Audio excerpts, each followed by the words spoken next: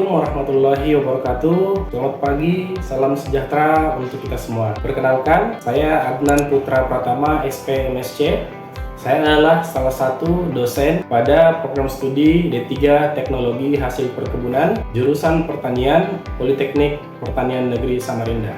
Pada kesempatan ini, izinkan saya untuk menyampaikan beberapa hal penting terkait dari salah satu mata kuliah yang saya ampu pada program studi D3 Teknologi Hasil Perkebunan, yaitu mata kuliah Manajemen Industri dan Pemasaran dengan metode DIA atau Delivery, Interaction, and Assessment. Adapun tujuan video ini dibuat yaitu untuk memenuhi salah satu persyaratan sertifikasi dosen tahun 2025 pada aspek pengajaran, yaitu pernyataan diri dosen dalam unjuk kerja Tridharma Perguruan Tinggi atau PDD UKT-PT, khususnya pada aspek pengajaran. Baiklah, saya akan menjelaskan deskripsi dari mata kuliah Manajemen Industri dan Pemasaran. Mata kuliah Manajemen Industri dan Pemasaran ini merupakan mata kuliah wajib bagi mahasiswa semester 3 pada program studi D3 Teknologi Hasil Perkebunan. Mata kuliah ini memiliki bobot 3 SKS, yaitu 2 SKS teori dan 1 SKS praktikum. Mata kuliah Manajemen Industri dan Pemasaran bertujuan untuk membekali mahasiswa dengan pemahaman yang komprehensif tentang konsep manajemen dalam sebuah industri, sekaligus membekali keterampilan dalam aspek manajemen pemasaran secara meluas. Pada mata kuliah ini akan membahas tentang manajemen industri secara umum, konsep dasar manajemen, fungsi dan peran manajemen dalam pengelolaan industri, manajemen pabrik, lingkungan eksternal perusahaan dan pengaruhnya, manajemen sumber daya manusia, manajemen keuangan, serta menjelaskan konsep yang berkaitan dengan manajemen pemasaran, karakteristik pasar, penerapan bauran pemasaran, segmentasi, targeting dan positioning pasar, jenis produk, dan penerapan strateginya dalam siklus hidup produk.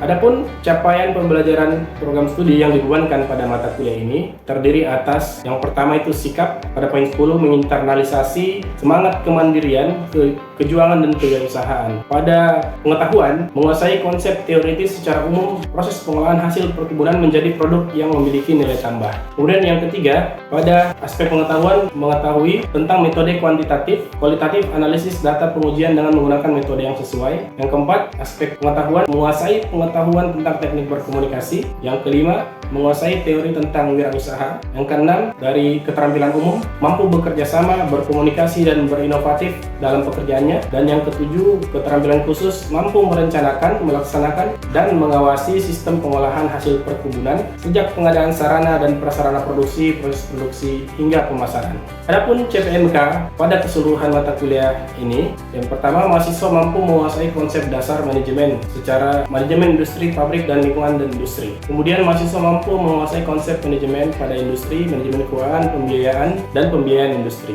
Kemudian mahasiswa mampu menguasai konsep manajemen pemasaran produk dan karakteristik pasar. Dan yang terakhir untuk khususnya pada pertemuan ke-14 yang akan saya ampu ini, yaitu mahasiswa mampu menguasai konsep penentuan target pasar pada siklus hidup produk dan juga segmenting, targeting, dan positioning. Adapun referensi yang digunakan pada mata kuliah Manajemen Industri Pemasaran terdiri dari berbagai referensi buku, dan salah satunya adalah buku yang saya tulis sendiri bersama beberapa kolega dosen, yaitu Manajemen Pemasaran Hasil Pertanian. Sistem pembelajaran dilakukan secara tatap muka dengan menggunakan sistem pembelajaran aktif, kolaboratif yang melibatkan keaktifan mahasiswa dalam proses pembelajaran, yaitu pembelajaran kolaboratif, interaktif, dan pemberian tugas dan atau studi kasus secara individu maupun kelompok. Sehingga jumlah total pertemuan pada mata kuliah Manajemen Industri dan Pemasaran ini yaitu sebanyak 16 kali pertemuan, yaitu 14 kali pertemuan tatap muka, 2 kali ujian yakni UTS dan ujian akhir semester. Metode asesmen yang digunakan pada mata kuliah ini yaitu bersumber dari UTS dan UAS sebesar 25%, masing-masing 25%, yaitu mencakup penguasaan pengetahuan. Yang kedua, bersumber dari praktikum sebesar 30%, mencakup penguasaan keterampilan. Yang ketiga, dari tugas dan kuis sebesar 10%, yaitu mencakup pengetahuan, keterampilan, dan sikap. Dan yang keempat adalah dari aspek kehadiran yang mengacu pada kedisiplinan sebesar 10%, sehingga totalnya adalah 100%. Demikian seputar informasi terkait mata kuliah Manajemen Industri dan Pemasaran pada program studi D3 Teknologi Hasil Perkebunan jurusan Pertanian Politeknik Pertanian Negeri Samarinda. Berikut adalah cuplikan pembelajaran secara tatap muka yang saya lakukan di dalam kelas pada mata kuliah ini. Selamat menyaksikan. Assalamualaikum warahmatullahi wabarakatuh. Ya, selamat pagi, salam sejahtera untuk kita semua ya. Apa kabar hari ini? Baik. Ya, alhamdulillah pagi hari ini kita semua dalam keadaan sehat walafiat. Ya, jadi sebelum kita memulai perkuliahan kita, ya, saya persilakan untuk berdoa sesuai dengan kepercayaan dan keyakinan masing-masing. Berdoa kita mulai.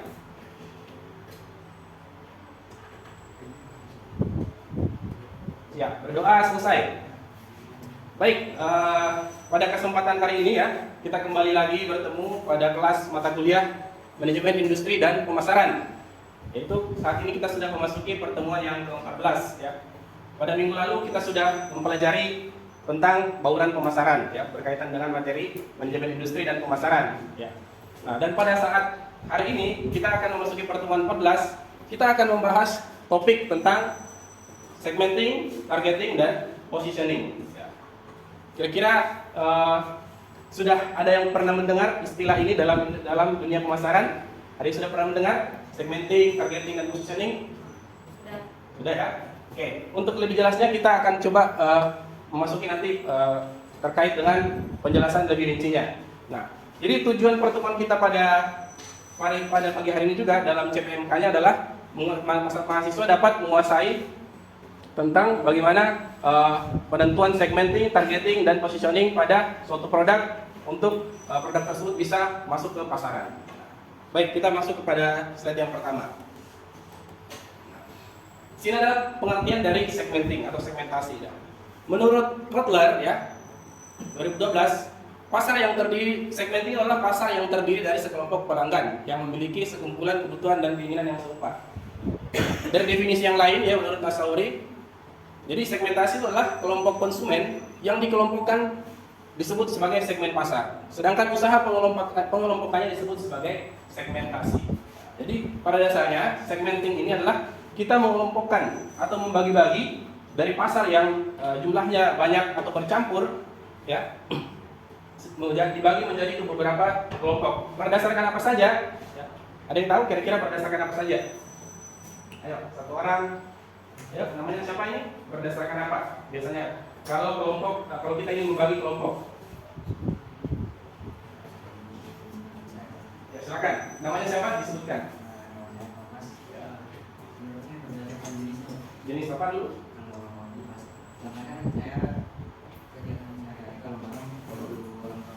Ya.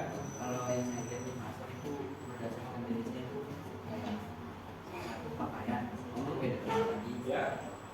Kan beda sama yang kayak kebutuhan sehari-hari seperti saat itu. Oke, ya sudah hampir mendekati, bagus sekali jawabannya. Nah, sekarang kita lihat nih yang lebih lengkapnya. Nah, jadi segmentasi pasar itu bisa kita dekati dengan berbagai metode. Yang pertama itu berdasarkan demografis, ya, berdasarkan geografis, berdasarkan behaviornya atau perilakunya, dan yang terakhir berdasarkan psikografisnya. Nah, kalau tadi yang disebutkan oleh siapa namanya? Thomas. Ya, Thomas itu adalah barang-barang yang sudah tersegmentasi, ada seperti pakaian, sabun dan sebagainya. Nah, namun pada segmentasi ini kita lebih mengarah kepada calon konsumennya, ya, atau orang-orangnya. Nah, itu bisa dilihat atau didekati berdasarkan yang namanya demografis. Di sini bisa dari segi usia, ya, apakah dari anak-anak, remaja sampai dewasa, itu dapat diklasifikasi. Dari segi gender atau jenis kelamin, keluarga, ya, keluarga besar atau keluarga kecil, dari tahap siklus hidup keluarga, kemudian pendapatan. Nah, yang penting, ya, pendapatan kan banyak orang terbagi atau terklasterisasi juga dari segi pendapatan. Nah, ini bagian dari segmentasi. Ada yang pendapatannya mepet UMR, ada yang di atas UMR, ada yang 3 kali lipat UMR atau 10 kali lipat UMR. Nah, itu adalah bentuk-bentuk pengelompokan terhadap calon konsumen berdasarkan dari segi demografis tadi. Kemudian dari segi geografis, kita bisa melihat di sini ada berdasarkan daerah, ukuran populasi atau kepadatan penduduk antara desa dan kota. Tentu jumlah penduduk antara desa dan kota itu berbeda, ya kan? Kota itu lebih banyak penduduknya dan lebih beragam. Kalau desa itu penduduknya mungkin lebih sedikit, ya. Itu dari segi geografis. Selanjutnya dari segi behavior atau perilaku, ya. Seperti preferensi konsumen, misalnya konsumen yang senang berolahraga, ya, konsumen yang sedang touring, ya itu pasti ada pengelompokannya. Dan yang terakhir dari psikografis atau gaya hidup dan kepribadian. Kepribadian dari seorang konsumen lebih condong kepada tingkat kesukaannya, ya. Sehingga dari segmentasi tadi, ya, lahir yang namanya niche market, ya. Apa itu niche market? Ada yang sudah pernah dengar? Apa itu niche market? Belum ya? Ya, jadi niche market itu adalah ceruk pasar yang paling spesifik. Setelah kita mempelajari tadi pembagian segmentasi pasar, setelah dibagi segmen A berdasarkan pendapatan, kesukaan, hobi dan sebagainya, maka kita dapat menemukan beberapa niche market. Contohnya apa misalnya? Niche market, ya. Niche market, anggaplah niche market berdasarkan hobi atau kesukaan. Nah, sekarang kan ini kan lagi ngetren ya, olahraga running, ya, olahraga running. Pecinta olahraga running adalah salah satu niche market atau market yang spesifik bagi produsen-produsen yang menghasilkan produk-produk outfit untuk running. Nah, sehingga produsen outfit running ini lebih menspesifikkan pasarnya kepada para pegiat olahraga running tadi dengan cara memproduksi, misalnya yang paling utama dalam running itu misalnya adalah sepatu. Jadi mereka memfokuskan peningkatan produk pada sepatu untuk para pegiat running ini. Nah, kita lihat sendiri sekarang ini brand-brand lokal pada pada bidang olahraga running ini sudah mulai bermunculan. Nah, mulai juga memperlihatkan kepada kompetitor bagaimana kemampuan mereka untuk bersaing di pasaran dalam merebut pasar dari pecinta olahraga running tadi. Ini ya. Ini adalah ilustrasinya ya, segmentasi pasar. Jadi menurut Ciptono, tujuan utama dilakukan segmentasi pasar, targeting dan positioning adalah menempatkan satu produk atau merek di dalam benak konsumen sehingga produk tersebut memiliki keistimewaan atau keunggulan kompetitif. Nah, ini ilustrasinya. Dari pasar yang beraneka ragam, terdiri dari warna merah, biru, hijau, ungu, dan kuning, itu dikelompokkan berdasarkan warnanya masing-masing. Merah sama merah, biru sama biru, kuning sama kuning, ungu sama ungu, dan hijau sama hijau. Nah, inilah kira-kira yang mengilustrasikan bagaimana segmentasi itu. Ya. Baik, selanjutnya kita masuk kepada targeting. Targeting dalam pemasaran adalah kegiatan yang berisi dan menilai serta memilih satu atau lebih segmen pasar yang akan dimasuki oleh satu perusahaan. Dalam memperhitungkan nilai dan potensi profit dari berbagai segmen, diperlukan riset mendalam untuk mengukur potensi profit. Di sini kita mengenal, mengetahui ada 5 jenis atau 5 cara penetapan target pasar. Nah, yang pertama itu single segment concentration, yang kedua selective specialization, kemudian product specialization, kemudian market specialization, dan full coverage specialization. Ya, di sini ada untuk mempermudah kita ada ilustrasinya. P itu adalah produk dan M adalah market. Baik, kita coba masuk ke metode yang pertama, single segment concentration. Jadi pada single segment concentration ini, perusahaan atau seorang pengusaha itu memproduksi satu produk dan memfokuskan produknya pada satu segmen pasar saja. Nah, kira-kira ada yang punya gambaran atau contoh dari pasar single segment concentration? Silakan sebutkan nama dan jawabannya. Perkenalkan, nama saya Alex.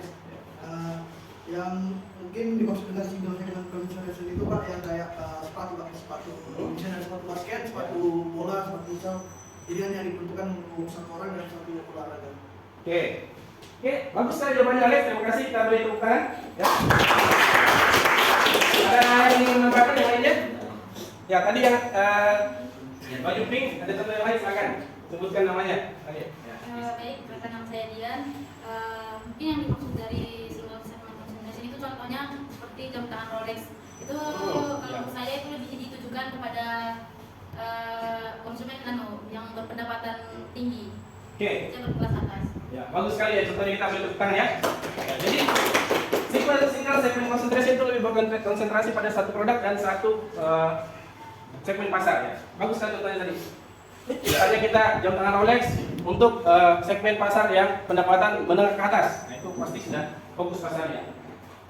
Kemudian misalnya contohnya lagi sabun kecantikan untuk perempuan. Nah, itu kan sabun, ada yang tahu merek Da misalnya awal-awal kan, atau merek Shinzui. Nah, itu kan untuk produk kecantikan pada perempuan.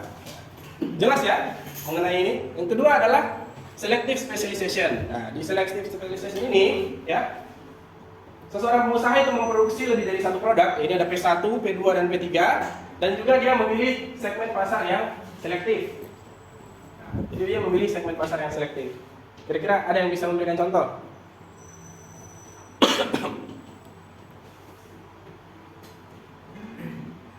Ya, jadi ini ada beberapa produk, tapi dia memproduksi beberapa produk dan menargetkan kepada beberapa market.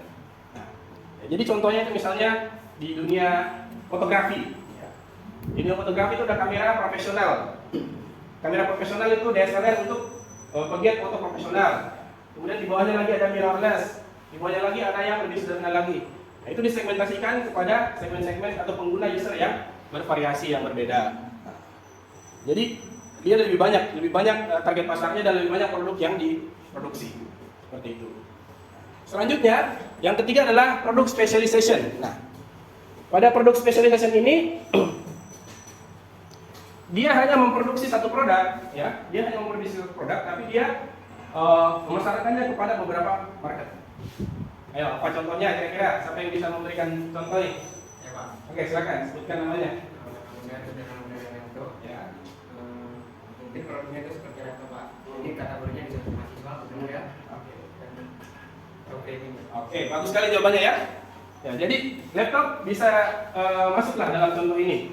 Jadi laptop itu kan digunakan oleh seluruh kalangan, mahasiswa, orang kantoran. Jadi itu marketnya mahasiswa, marketnya orang kantoran, marketnya programming, tapi produknya adalah laptop. Seperti itu ya contohnya sederhananya. Atau misalnya produk makanan ayam goreng, crispy. Nah, itu kan bisa dikonsumsi semua pasar, ya. Bisa anak-anak, remaja sampai orang dewasa. Yang keempat adalah market specialization, ya, yaitu memproduksi 3 jenis produk tapi hanya untuk satu pasar saja. Nah, kira-kira apa contohnya? Ayo silakan. Contohnya itu seperti perusahaan Nike. Mereka tidak hanya memproduksi sepatu, tapi juga baju, celana, dan sendal. Oke, bagus sekali jawabannya. Ada contoh yang lain lagi? Mungkin di bidang tadi bidang olahraga dan di bidang yang lain bisa berikan contoh. Ya. Nah, itu tadi contoh yang lain sekalian. Jadi produk Nike, ya, satu brand ini dia memproduksi berbagai macam produk. Ya, brand Nike tadi ini ada sepatu, ada kaos, ada celana, ya. Tapi marketnya apa? Kepada orang-orang yang suka berolahraga, ya. Jadi tadi itu. Dan juga misalnya contohnya itu pada perusahaan yang memproduksi misalnya mainan anak-anak. Targetnya kan mainan anak-anak nih. Tapi kan yang diproduksi ada pistol-pistolan, mobil-mobilan, ya, pancing-pancingan dan lain sebagainya. Itu. Nah, yang terakhir adalah full market coverage. Full market coverage ini dia mengcover semua produk dan mengcover semua level atau segmen pasar. Nah, kira-kira ada yang bisa memberikan contoh lagi nih, dari full market coverage. Ya. Jadi full market coverage ini semua produk hampir semua produk dia produksi dan pasarnya juga hampir semua menikmati. Nah, contohnya itu adalah produk branding Unilever misalnya. Unilever kan produksi apa saja? Sabun, pasta gigi, ada juga makanan, ya, minuman dan lain sebagainya. Hampir semua produk dia produksi dan semua pasar juga hampir semua segmen pasar itu membutuhkan dari produknya. Jadi itu ya. Dari segmen targeting tadi. Jadi intinya bahwa targeting ini adalah proses menentukan, memilih pasar yang mana yang akan menjadi target pasar dari produk yang kita produksi. Oke, bisa dipahami sampai sini? Oke, ya, kita lanjut ya. Yang terakhir adalah positioning. Ya. Positioning adalah tindakan atau langkah untuk meningkatkan citra perusahaan dan penawaran nilai pada konsumen, di mana pada suatu segmen tertentu. Ya. Atau bisa dikatakan positioning produk adalah strategi atau tindakan yang dilakukan oleh perusahaan untuk membuat produknya selalu diingat oleh konsumen. Ya, sebuah perusahaan dikatakan sukses apabila produk tersebut selalu diingat oleh konsumen. Ya. Nah, kalau saya misalnya memberikan contoh nih, kalau saya katakan, wah ada manis-manisnya gitu, itu produk apa kira-kira? Mineral. Satu lagi nih, dia setia setiap saat. Jadi brand-brand tadi, ya, brand-brand tadi itu berhasil, ya, melakukan positioning atau menempatkan brand mereka atau produk mereka itu di benak konsumen. Ketika konsumen bilang berbicara tentang produk minuman kemasan, ya pasti orang akan mengarah kepada aqua atau le mineral atau produk-produk kemasan yang memang termasuk dalam brand-brand yang besar. Nah, seperti itulah ya dalam membentuk positioning. Dia menempatkan posisi ya di antara seluruh brand. Ada posisi-posisi brand yang memang berada di level teratas, ada yang menengah, ada yang mungkin posisinya tidak dikenal sama sekali, atau mungkin yang mengenalnya sedikit. Itu adalah bagian dari positioning.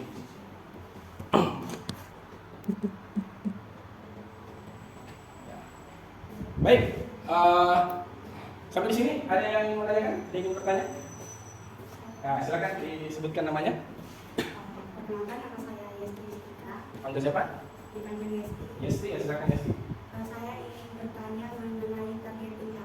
Oke, kita kembali ke targeting sebentar. Sorry. Ya.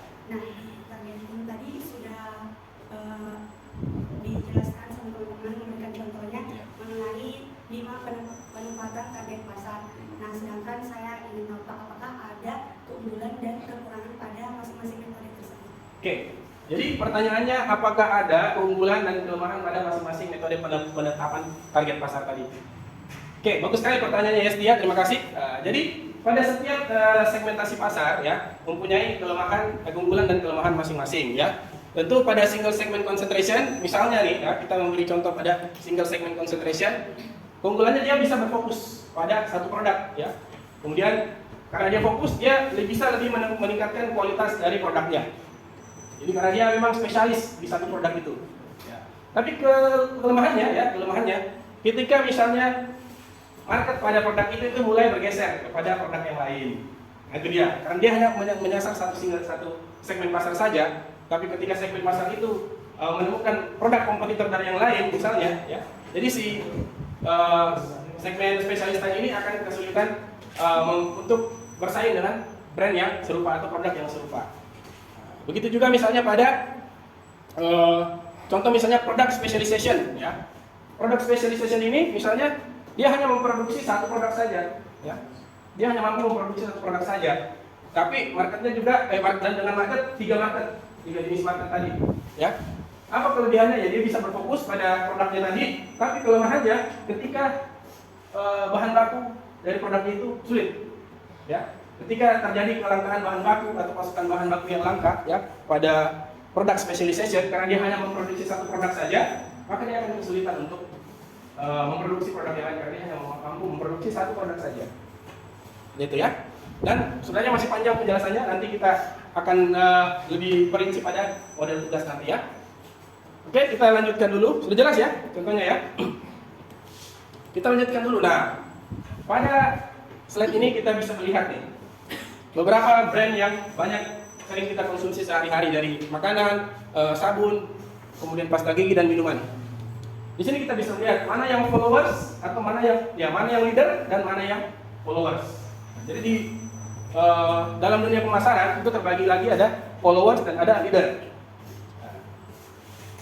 Dari kedua brand ini, ada yang tahu ini brand apa? Ya kalau mereknya jelas ya, tapi kalau ini misalnya Pepsodent ini diproduksi oleh apa? Ada yang tahu? Unilever ya. Kalau Ciptadian ini diproduksi oleh apa? Ayo. Yang ada sayap-sayapnya. Ya, Wings ya, Wings Food. Jadi produk Pepsodent diproduksi oleh Unilever, produk Ciptadian diproduksi oleh Wings Food. Sama seperti Lifebuoy ini. Lifebuoy itu diproduksi oleh siapa? Unilever ya. Nuvo diproduksi oleh Wings Food. Sekilas kita melihat produk-produk ini itu mungkin orang menganggap adalah satu produk yang sama atau diproduksi oleh produsen yang sama. Tapi ternyata ini adalah diproduksi oleh dua perusahaan yang berbeda, perusahaan besar yang berbeda. Kedua-duanya besar. Kedua-duanya adalah produsen untuk barang-barang keseharian kita, ya. Tapi dua-duanya adalah brand besar. Ya. Tapi kita bisa melihat di sini bahwa ada yang dari segi perbandingan harga mana yang lebih tinggi? Mana? Ini Unilever. Dari segi perbandingan harga Unilever adalah produknya lebih tinggi. Sedangkan Wings Food atau Wings Group ya, produknya adalah di bawah harga dari harga barang-barang Unilever. Pertanyaannya, kenapa Wings Food atau Wings Group bisa menjual barang lebih murah daripada barang-barang yang dijual oleh Unilever? Ada yang bisa menyampaikan gagasannya? Kira-kira seperti apa? Nah, silakan. Mungkin biar lebih baik contoh Pak. Lebih banyak? Karena kan begini Pak, jika kita punya dalam pesawat tadi Pak, Ya. kita punya kursi penumpang di dalam pesawat itu 70, Ya. tapi dengan harga 2 juta. Tapi yang hanya kursi itu hanya setengah dari 70 kursi tersebut. Ya. Pendapatan kita lebih kurang daripada yang kita tetapkan di awal. Ya. Nah, jika kita mempunyai satu pesawat lagi dengan harga yang lebih murah daripada kompetitor kita, tapi dengan kursi yang penuh, kita tetap mendapatkan lebih tinggi pendapatan daripada kompetitor kita, tapi kita hanya lebih menawarkan dengan harga yang lebih murah sedikit. Oke, ya. Bagus sekali ya contohnya ya. Ya, jadi itu contoh kasus pada dunia penerbangan misalnya tadi. Tapi dalam dunia barang-barang retail seperti ini, ya, kenapa ada leader dan ada followers, ada yang harganya lebih mahal dan harganya lebih murah ya. Dalam hal ini Unilever lebih mahal, Wings lebih murah. Kita jawabannya ada di sini. Ya, Wings itu kualitas yang ditawarkan itu hampir mirip dengan kualitas yang ada pada Unilever. Dan juga kenapa dia lebih terjangkau? Yang pertama adalah karena dari perusahaan Wings tidak perlu mengeluarkan biaya riset yang besar-besar karena semua sudah dilakukan oleh leadernya tadi, oleh Unilever. Unilever sudah misalnya lebih dulu melakukan riset pasar, mengetahui kecenderungan atau perilaku konsumen, nah, sehingga ketika produknya Unilever sudah lebih dulu di pasar, Wings tinggal memproduksi produk yang serupa dengan harga yang lebih terjangkau karena dia tidak perlu mengeluarkan biaya riset tadi, semua sudah dilakukan oleh para pendahulunya, ya. Kemudian, ya, Wings juga tidak perlu promosi besar-besaran, ya. Karena biasanya kalau di swalayan kita melihat pasti produk Unilever itu bersanding dengan produk Wings. Nah, itulah strateginya, mereka selalu bersanding. Dan kemasannya pun juga hampir mirip-mirip, ya kan? Dia dari kemasan tadi, dari Indomie, misalnya dari sabun dan pasta gigi itu hampir mirip. Dia tidak perlu melakukan biaya promosi. Yang ketiga, dia dapat menekan biaya produksi karena beberapa komponen yang diproduksi itu dapat diproduksi pada satu pabrik yang sama. Jadi misalnya ini tutup botol untuk botol minuman tadi itu bisa diproduksi di pabrik yang sama oleh si Wings tadi. Jadi dia tidak melakukan atau mengeluarkan biaya produksi yang begitu besar. Itulah tadi ya. Jadi kuncinya adalah kunci utama keberhasilan positioning terletak pada persepsi yang diciptakan dari persepsi perusahaan terhadap dirinya sendiri. Persepsi perusahaan terhadap pesaing dan juga persepsi perusahaan terhadap pelanggan. Nah, jadi ini bagaimana caranya seorang pengusaha atau perusahaan membentuk citranya di mata publik, ya, di mata konsumennya, sehingga perusahaan atau produknya tadi itu bisa lebih atau menjadi nomor satu di hati masyarakat dan menjadi pilihan. Jadi kira-kira seperti itu, ya. Baik. Sebelum mengakhiri, apakah ada pertanyaan lagi, ya? Atau sudah cukup? Cukup ya, sudah cukup jelas ya materi ini. Nah, yang terakhir untuk menguji pemahaman adik-adik sekalian terhadap materi yang saya sampaikan, ya. Di sini ada tugas. Ya. Jadi tugas ini adalah tugas individu, ya. Adik-adik silakan membuat sebuah review paper, ya, menuliskan sebuah review penerapan strategi segmenting, targeting dan positioning dari salah satu brand produk. Ya, jadi silakan pilih salah satu brand produk, soalnya silakan cari referensi di berbagai sumber dan cari tahu bagaimana produk tersebut menetapkan metode segmenting, targeting, dan positioning untuk produknya agar produknya itu diminati oleh konsumen. Baik, sudah jelas ya? Jelas yang pada hari ini saya berikan? Jelas? Oke. Baik, saya ucapkan terima kasih atas kesempatannya pada pagi hari ini. Baiklah, untuk pertemuan hari ini saya rasa kita cukupkan sampai di sini ya. Dan saya akhiri, sampai bertemu di pekan depan di pertemuan ke-15. Saya akhiri, wassalamualaikum warahmatullahi wabarakatuh. Waalaikumsalam. Demikianlah deskripsi video pembelajaran di ruang kelas yang telah saya lakukan pada mata kuliah Manajemen Industri dan Pemasaran. Semoga memberikan gambaran mengenai pengajaran yang saya lakukan di program studi Teknologi Hasil Perkebunan jurusan Pertanian Politeknik Pertanian Negeri Samarinda. Saya ucapkan terima kasih kepada tim penilai dan tim panitia pelaksana Serdosmart tahun 2025 dan kepada rekan dosen sejawat, juga kepada para mahasiswa. Mohon maaf apabila dari video ini banyak kekurangan. Saya akhiri, wassalamualaikum warahmatullahi wabarakatuh.